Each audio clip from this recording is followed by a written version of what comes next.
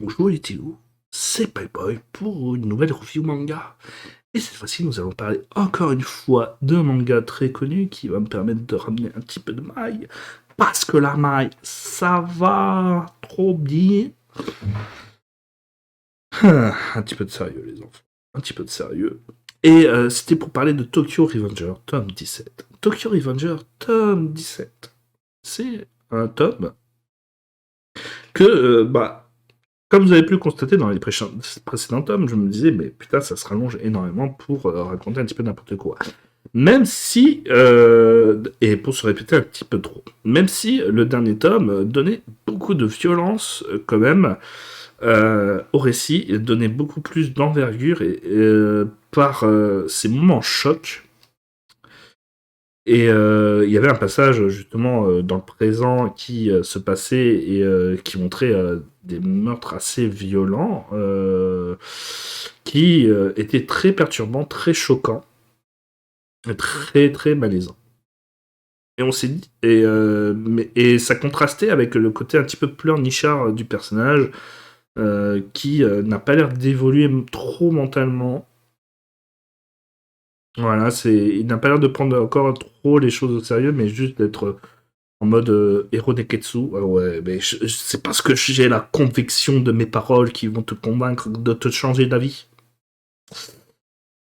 Et là, justement, il y a, ça continue à trouver et à aller dans ce côté violent, hardcore, avec la mort d'un personnage très important dans ce tome, qui va faire chavirer beaucoup de gens.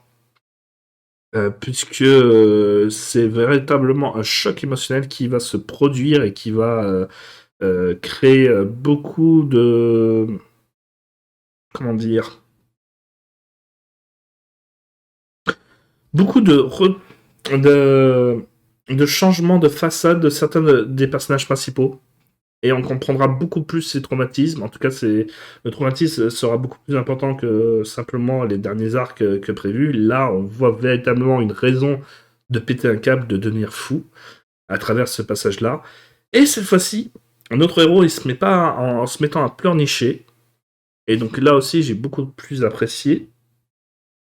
Même s'il pleurniche un petit peu. Mais il assume avec aussi les actes. Et là, je trouve ça beaucoup plus marquant, beaucoup plus impactant. Et c'est pour ça que Tokyo Revenger tome 17 est un très bon tome. C'est que on n'a vraiment pas l'impression de régression par rapport à l'autre tome où à chaque fois, en fait, euh, il se met à subir quelque chose, il pleure. C'est sa copine qui lui réconforte et qui décide enfin de se bouger le cul. Mais en plus, il va être sauvé par Mickey. Là, c'est carrément, il prend son indépendance. En tout cas, dans ce tome-là, j'ai vraiment l'impression d'un ascendant sur le fait qu'il veut prendre son indépendance et qu'il veut véritablement résoudre les choses par soi-même et non plus en dépendant des autres. Alors certes, il est toujours content d'avoir quand même de l'aide de la part de certains de ses confrères, de ses confrères, de ses camarades de classe, hein, n'est-ce pas? Mais cette fois-ci, donc, il prend ses couilles. Il prend ses couilles et il les montre quand même. Alors certes, il est toujours pas le plus fort des personnages de ce manga, et donc c'est très réaliste, hein, ça n'empêche pas, hein, c'est que derrière, oui, bien entendu, il peut pas devenir fort.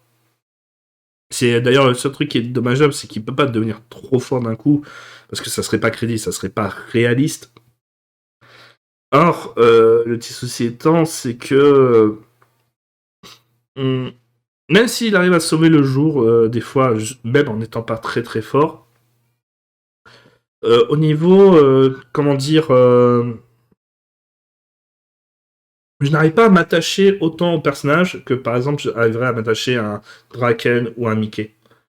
Je ne sais pas si c'est pareil pour vous, mais moi, il faut que la personne soit pas parfait, mais j'ai envie de dire fort physiquement pour prouver qu'il est fort mentalement. Parce que, bon, après, il s'est jamais entraîné de sa vie, donc il a pas pu, et il peut pas devenir fort d'un coup, et ça demande des années et des années de pratique. Donc là encore, je ne vais pas dans l'aspect réaliste, mais je vais dans l'aspect émotionnel et au feeling que j'ai avec le personnage. Est-ce que je peux reconnaître véritablement une certaine profondeur, une certaine admiration pour ce personnage, alors qu'il n'arrive pas à lier ses actes totalement en étant très fort avec ses paroles, en tout cas aussi fort tous les deux. C'est ça qui est dommage. Mais encore une fois, bon, bah, c'est ce qu'a voulu l'auteur et rester dans ce ton réaliste. Il peut pas, comme je l'ai dit, augmenter le level de force de son personnage principal. À voir comment ça va s'interpréter dans ce combat semi-final qui arrive. Voilà, parce que ceux qui lisent les scans savent que ce n'est pas le combat final, hélas. Alors que pourtant, ça aurait pu. Hein. Ça aurait pu. En tout cas, l'arc se prêtait pas mal.